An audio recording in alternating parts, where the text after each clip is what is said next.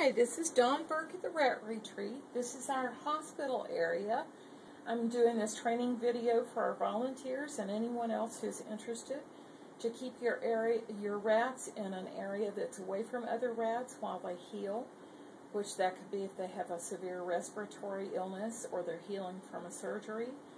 Or, for instance, we have one rat that had a large tumor on her side that was being chewed on by the other rats, so we put her in here until we could get her surgery.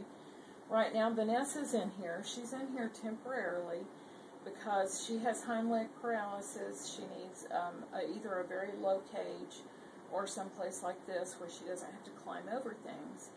And she normally will be living in the play area. She hasn't gotten along with her last roommates, her last cage mates, so we're either keeping her there, or if the hospital area is available, we'll be keeping her in here.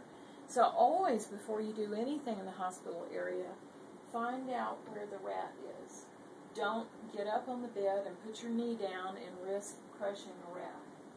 So check and make sure you know where the rat is, or at least feel the area and make sure that there's no rat before you start climbing up here and doing things. One thing that needs to be done in here is dusting. Make sure that this headboard doesn't have dust on it. This has the instructions here, and this usually is hanging in the closet in the kitchen with the rest of with most of the cleaning supplies. So you can either dust with that, or you can get one of the yellow cloths in the kitchen closet and use that dampened to wipe up the dust.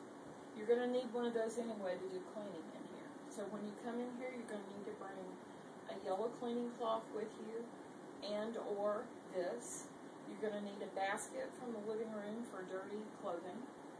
And you're going to need to bring a stack of rat hand towels, which are found in the stool in front of the spare cage in the living room, in the rat room. And if we're out of those for some reason, use the towels from under the sink in the public bathroom. And God forbid, right now the dryer's broken, so we may be low on everything. If you have to, go in our bathroom and in the play area and use the hand towels or towels in there. Just try to pick the older ones or the already stained ones or something. It's alright though, it's not a big concern because used towels and hand towels are cheap, it's savers. So, as I've told you in other things, be generous, don't worry about the little things. So, in here, normally we would have the humidifier on. I've turned it off just so you can hear me. You should eyeball the humidity in the hall and then check here and see whether this is out of water. If the humidity in the hall is below 55, there's a concern. Make sure the humidifier in the dining room area is full of water and on. And if it's on, then it's likely this one's out. On the left-hand side of this one, you'll see the current humidity in the room. On the right-hand side, you'll see the gold humidity. So this humidifier comes on and off depending on how low the humidity is. It'll keep cycling through, though, even if it's out of water. So if the humidity is very low in here, say it says 48 or 50, and on the right-hand side it says 55, and it's blowing out dry air, it means it needs to be filled. So keep your eye on everything in here like that. So also you're going to need to bring in this jar here. This is Breathies pads. They're in the kitchen on the top turntable up against the kitchen counter or against the kitchen wall. It's just a clear glass jar with a black lid, and it's got little cotton pads in it, and they're soaked with aromatherapy. So bring this with you. So the first thing you're going to need to do is to take everything that's cloth off up here and gather it up carefully. Don't just pick things up, because then if there's feces inside it, it gets all over, scattered everywhere. So try to roll things up and put them in the basket. When you get out there, then you can pull out the cage cleaning trash can or dump it very carefully into the kitchen trash can, and then put the dirty cloth up in the bag that's over the washer to the far right-hand side. Then the next thing you're going to want to do over here is vacuum. There's a little hand vac down here. You should always use good etiquette with this. When you finish, press this button right here, and the bottom will come off. You pour out the filter. Last person didn't dump this out. Pull out the filter and dump it out. And if there's big old clouds of dust and stuff, which are not helping the vacuum to work, then peel them off. And if you see something like this, you know, we don't have a maid here. And everybody here Don and I are also volunteers. So everybody here is a volunteer, and we all are doing as much as we possibly can. So if you leave something behind, guess who has to clean it up? Another volunteer. So always prepare for your job, do your job, and then clean up after your job. Okay, so that's been cleaned out now. So when you get ready to use it, just press this red button on top. Then you dump it out, and then when you put it back, make sure the red light comes on so it's being charged. So you just have to pop it down in there really good. After you vacuum, you will have picked up the cloths, you will have vacuumed, then you're going to take that damp yellow towel and wipe everything up here. And there is a lot of splatter in the middle where Barney wasn't able to eat well, and he splattered his soft food. Get a little bit of that each time you come in, and gradually we'll be able to get that cleaned off.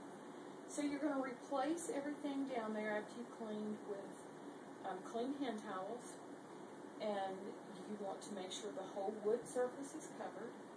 So cover up with clean hand towels. You can put these wooden shelters back. Try to find other cloth that's as soft as you possibly can. If you can find something really soft like this, something fleecy, that's important to a sick rat. In the middle section, be sure and put 2 layers of hand towels and put a breathe ease pad in between them, and that way a rat with respiratory problems can breathe more easily with these. Make sure that the water dish is a new dish. Get this one out of here, dump it out, put it in the left-hand side of the sink, get a brand new dish and fill it with filtered water. Never give a rat unfiltered water, that will kill them. So clean water dish, make sure that they've got plenty of lab blocks and that the food dish isn't really gross and splattered. If it is, put it in a new dish. And then if the rat is on a soft food diet, you'll find an old dish in here with soft food in it. You need to replace it. You have to choose between Infamil, baby food, applesauce, something. And sometimes it takes trying 5 different foods to get a rat to like something you serve them. But if we have a sick rat in here, which we don't right now, Vanessa is not sick. If we have a sick rat in here, it's really important to give them something that's going to help them to eat. So try out different things and make sure the rat that you are taking care of is eating that thing. And you'll also probably find a dish like this with a little produce left in it. That's from the evening. We serve produce in the evening, so just dump that out and put it in the sink. So when you finish, there should be a fresh breathe ease pad, clean towels, clean soft cloths to fill up the hammocks with, and then keep your eyes out for something like this. Oh, and also litter. There's a litter pan back in the far corner. Make sure the rat's able to get into it that's size appropriate and that it has clean litter in it. Not every day, but when it's full of feces, be sure and clean it out. So somebody decided, some little rat decided that this would make a great little soft sleeping place. So it's got little strips of plastic hanging off of it, which are dangerous for them. I'm not going to reuse this Kleenex now that a rat's been sleeping in there. So go ahead and leave it for them. But peel off the plastic strips here and throw them away. Just use your intuition and your common sense and make sure that you leave the rats with all the comforts possible so that they will heal quickly. And believe me, since we've started doing this hospital approach, we have had rats that get well a lot faster. They're isolated, they have aromatherapy, they're comfortable. And we are working with Norco and Dr. Cood now to set up oxygen. There'll be an oxygen tank and a nebulizer eventually on the top. So if they're having trouble breathing, they'll be able to have oxygen. They can have medication nebulized to them, and we will be able to do a higher level of care for our rats. So this has been Dawn Burke with the Rat Retreat. Thank you for watching, and I will remind you to be sure and take good care of your rats. Please call us if you have any questions.